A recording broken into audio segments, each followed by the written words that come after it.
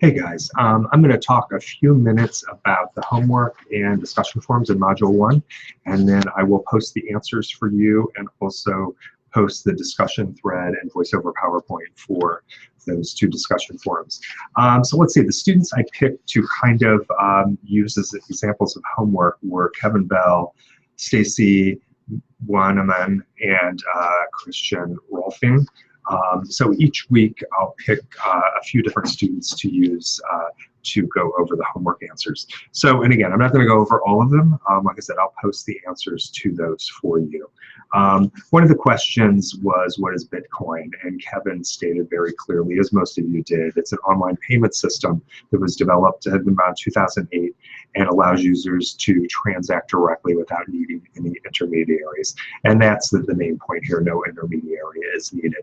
And if you think of it, that's kind of how eBay kind of originally started. They connected buyers and sellers kind of directly together without needing that third party in between in a way.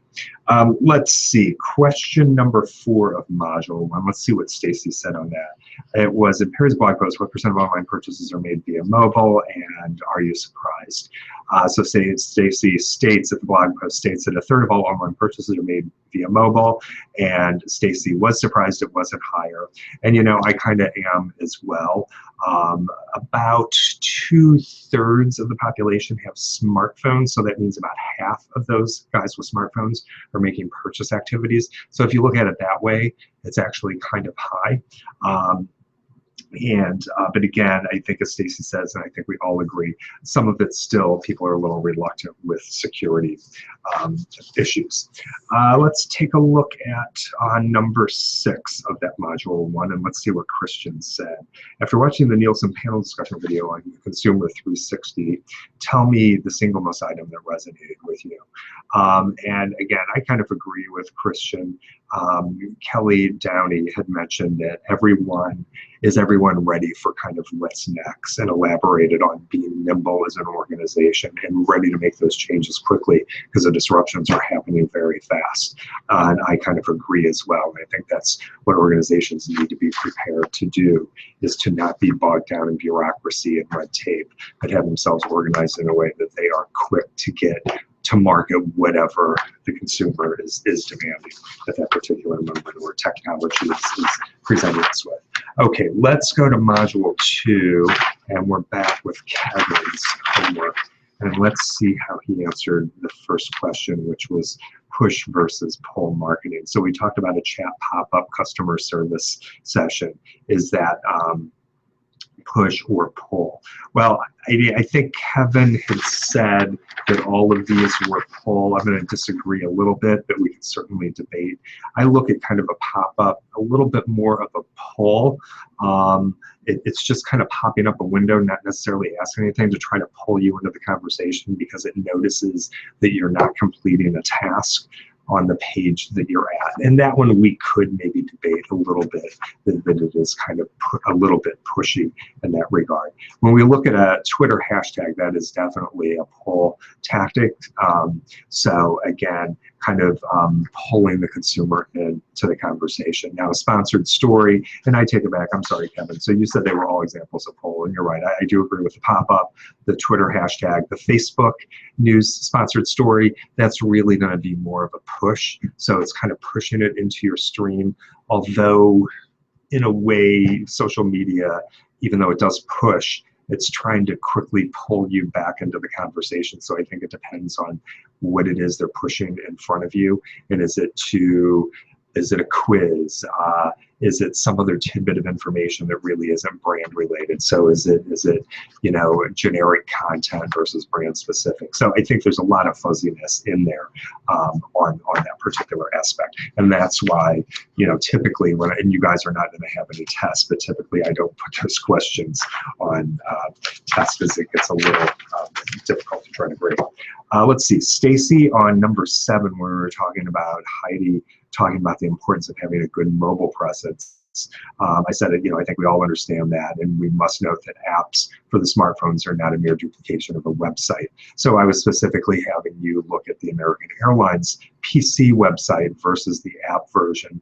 And you guys all noticed that the app was definitely different when you went there on the app, primarily concerned with helping customers, again, get ready to go to the gate, check airline status, etc. More for people that were already booked on travel.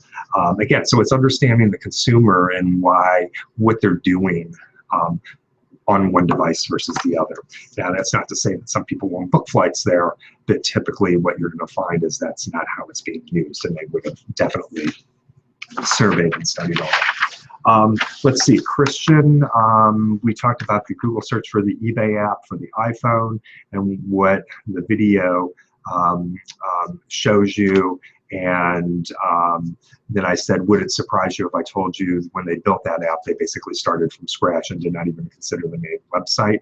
And again, that's definitely true. They started from ground zero and basically built that up from the bottom up. And again, is Christian's mentioning one convenient function is to be able to take pictures of the object, scan the barcode, you can immediately get pricing information, all of that sort of stuff. So, I mean, really cool sort of application when you think about how well it will help you, upload those images and pictures for you to sell on eBay. Now, sticking with Christian, let's look at number 9. Watch the 11-minute video on what marketing means for Energizer. Tell me what you think the differences are here between marketing and advertising. And Christian said, marketing is much more about understanding the path to purchase as a whole. A marketer must take into account customers' needs and wants, whether it be price point, innovation, or product traits. A marketer must understand their customers' tendencies and use research and knowledge to formulate a 360 mix.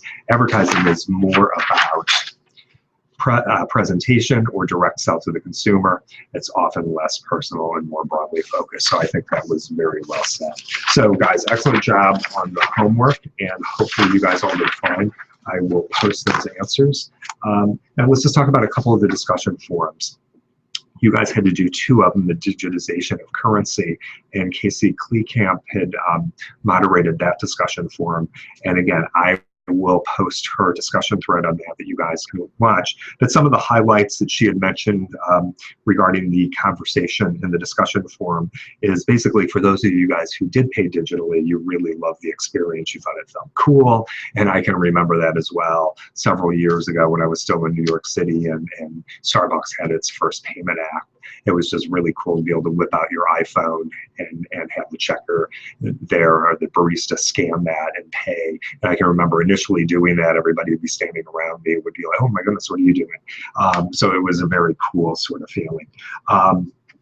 Again, factors stopping us from moving forward quickly. A few things you guys said, again, may not be it's not widespread yet. Not every store accepts digital payments, of course. And again, not all the population has checking accounts or credit cards. Some individuals, live cash, paycheck to paycheck, basically. So most likely, as many of you said, currency is never going to totally go away, not at least in the foreseeable future or our foreseeable future. Let's see. And then one of you, I thought, had said something interesting that Casey had pointed out. If you think about stock market exchanges, I mean, it's all digital. So there's so much digital transactions going on as it is today already. And another interesting thing I thought that some of you guys said was big business or big government would love this so that they could really track everything we're doing and connect all the dots. And I mean, yeah, I mean, think about it. As a marketer, wouldn't that be great? I could truly understand if I presented you with that banner ad and you clicked and then later you did buy and you went into the retail store. So think about how we could be able to bring all those pieces together that we talked about, that whole issue with campaign attribution. So it would definitely help in those regards doing that. And I'm sure, again, with respect to Google's payment system, that's why they were so hot on trying to do the Google Wallet so that they could start to tie all of that stuff together and help marketers better understand that attribution. So love it, but we'll see what happens. Now, Naomi Green had moderated the discussion on the future of television, and almost all of you guys felt like television is not going to be going away, but you do feel that cable will go away in some regard. TV will become much more app-based, totally agree. And even if you think of local programming, you know, what you might pick up with your antenna, you know, your rabbit ears or your antenna if you have no cable. Again, there's no reason why local programming down the road couldn't go app-based either through the web. Again, most, and some of you guys mentioned that, obviously the younger are the ones unplugging from cable. And then again, some have both, and I think Naomi mentioned she was surprised that there was a student or two that had both cable and internet TV, and I'm certainly one that does. You know, I was cable. We got Apple TV over the holidays and absolutely love it. And there could very well be a point in time then down the road where I start to unplug from cable. But some of it is my generation, and I kind of grew up with that TV moving into cable. So I feel a little more strongly attached to the cable. So it might be a little more difficult for me to untether there than somebody who's 20, 25. Let's see, you guys all said that all of this, internet TV, provides new ways for advertisers to reach their audience, and I think that's certainly true. Things are going to be much more targeted, as we talked about, especially with those addressable cable boxes on traditional cable, as well as being able to target through the internet, just like we are targeted when we move around on the web. And then Naomi had mentioned, again, when you think about it and you look at kind of what's going on, there are a lot of disruptions happening in the cable industry. You know, you got like HBO Go and other sort of networks kind of pulling away from cable and just going direct to consumer with their own app and just giving them contact themselves without basically having to go through Charter and giving them a piece of the pie, etc. So definitely there's going to be some changes that are going to happen in this particular field, definitely some disruptions, I think, in the next few years, and with respect to how we consume television and cable and entertainment programming. So anyway, guys, excellent job in Module 1 and 2. And I hope you guys enjoyed Module 3. And again, next weekend, I'll probably recap Module 3 for you. So I always usually like to wait about a week till I know everything is settled down. And you guys have definitely uploaded everything that needs to be uploaded. And excellent job, guys. And let's just keep that momentum going. And if you guys are posting something in Blackboard, please make sure you guys are servicing yourself. If there's any sort of issues or questions, I want you guys to try to take care of yourselves. If you can't do that within Bonfire, and I'm not noticing, and I do always try to notice Bonfire, a quicker way to ping me is definitely on Twitter. And you could just say, hey, PD Drake, there's a conversation going on Bonfire. You need to jump in. We need some help, or whatever the case might be. So that's always another way to kind of pull me back into Bonfire if I didn't notice that there are a couple of open conversations going on there. And I will, and again, you saw that we do have a few new voices helping us in Bonfire as well. So a couple of individuals will be there to help manage technical issues, standard winter homework assignment due issues, due dates, things along those lines. And then I've got another person who is helping me engage with you with some other content, maybe some quizzes, things along those lines, just little quiz, don't worry, not scored quizzes, just little quiz questions to make the class a little more fun and entertaining. Okay, so I hope you guys are all enjoying it, and I will see you digitally. Okay, thanks.